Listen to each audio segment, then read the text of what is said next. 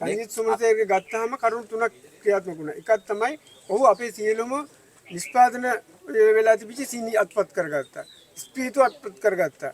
තුන්වෙනි කාරණේ භාණ්ඩාගාරයට යවිය යුතු මුදල් නතර කරගත්තා. උක්කපු ගොවීන්ට දෙන්න තියෙන සල්ලි නතර කරගත්තා. අතිකාල වගේ ගෙවල් පඩි ගෙවන්න තියෙන ඒවා නතර කරගත්තා. නතර කරන ඔහුගේ පරිහරණය සඳහා ඔහුගේ කට්ටිය කියන ආකාරයට කටයුතු කළා. එතකොට සේවක නොසන්සුන්තාවය එතනින් ආරම්භ වුණා. ඒ නොසන්සුන්තාවත් එක්ක තමයි ස්ට්‍රයික් එක ආවේ. එතකොට ස්ට්‍රයික් කියනකොට කරන්න දෙයක් නැහැ. මෙයා පැනලා ගියා තුවක්කුත් අරගෙන. තුවක්කු 22ක් අරගෙන නිකන් නෙවෙයි. ගිහිල්ලා පොල්ගාවල කිට්ටුව තමයි හංගගෙන හිටියේ. අපි පස්සේ තුවක්කු 82ක් ගත්තා. එතකොට අපේ තුවක්කු ටිකත් අරගෙන අපිට තිබිච්ච හොඳම වාහනේ තමයි කාර් එක. පාර්ලිමේන්තුවේ පව මේ කාර් එක ගැන කතා කරලා තියෙනවා. ඒ කාර් එකත් අරගෙන තමයි මිනිස්සු ගියේ. මිනිහාගේ වාහන කියලා දෙකයි දාලා ගියේ. මිනිහා අපේ දිවිච්ච ඒකට හිටපු ත්‍යාමනිගේ වාහනේ. දැන් කවුරු වෙන කෙනෙක් නේ සිංගප්පූරු හරි කවුරු ඒ මන්නාගා එම්ජි සුගර් කියලා සබ්ජි සුගර් නාගරා අක්කර 500 යාර දී තියෙනවා. අක්කර 500 දිලා තියෙන්නේ.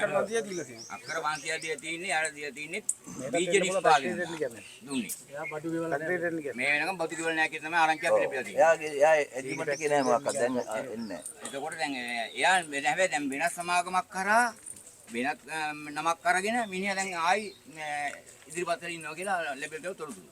ආරංචි මාර්ග. දැන් මෙහෙමයි අපි කියන්නේ දැන් මෙතන කවුරු හරි ගත්තොත් මේක ආණ්ඩුවට මේ ඔක්කොම සල්ලි දාලා කරන්න බෑනේ. කවුරු හරි ගත්තොත් ගන්න මනුස්සයට මේ පරණ යකඩ ටික විතරද ගන්න තියෙන්නේ. මේක විකුණන තමයි යන්නේ.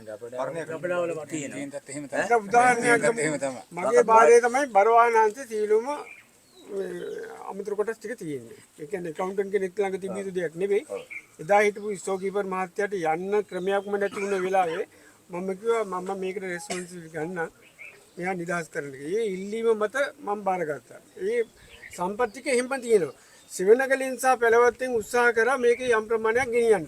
ඒ නිසා වුන් ඇවිල්ලා පරීක්ෂා කරා. පරීක්ෂා කරලා අර තිබුණු බෑග් වල තිබුණේවා එක එක තැන් වලට දාලා ගොඩ ගහලා ගියේ. නෑ බින් වල තිබුණේ ඒවා බෑග් වලට දැන්. ඒ ඇතුළේ තිබිච්චවනේ. එතකොට එක දැන් අර වෙන් වෙන් වශයෙන් බෑග්ස් වල සහ බින් කාඩ් අනුව බඳුන් වල තිබිච්ච ඒවා එකතු කරලා ගණනලා එක එක තැන් වල අර තිබිච්ච ඒවා තනි තැනට වගේ දැම්මේ. ඒ දාලා එහෙම ගියා. දැන් ඒවා නැවත අපිට රැස් කරගෙන ඉන්න බව ප්‍රශ්නයක්. එතකොට ගෙනියන්න ලෑස්ති වුණා. අපි කිව්වා වැලුවේෂන් කරලා මුදල් අමාත්‍යාංශයට බැඳලා ගෙනියන්න. එතකොට ඒ තොග තියෙන. ඒ විතරක් නෙවෙයි මේ ස්ටෝර් කීපර් මහත්තයා ළඟ සමහරවිට මේ අපේ ස්ටෝර් කීපර් මහත්තයා පැරණි මෙතුමා ළඟත් තියෙන විශාල වටිනා බඩු ඒ වගේ තව කීප් වලක තියෙනවා. දවසින් දවස පරක්කු වෙන්න ඒ සියලු සම්පත් විනාශ වෙනවා. ඕගොල්ලොත් පපුවෙල් දැක්කත් හදාගන්න තු ඉන්න ඕන හොඳ.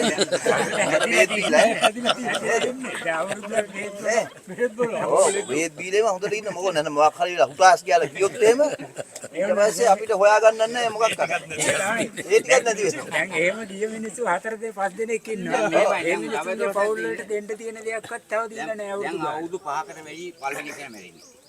වැඩ කරපු සේවකේ මෙයා මැරෙනවා. අවුරුදු 5කට ඉස්සෙල්ලා මැරෙන්නේ. ඊළඟ කෙනා අවුරුදු 4ක් විතර ඇති. ওই විදිහට දැන් 5 දෙනෙක් මේ ගිහින් බය හිතන කතා කියන්නේ. නමුත් මේ 5 දෙනාගෙම අද වෙනකම් පාතුරු මුදල් 4-5ක් දීලා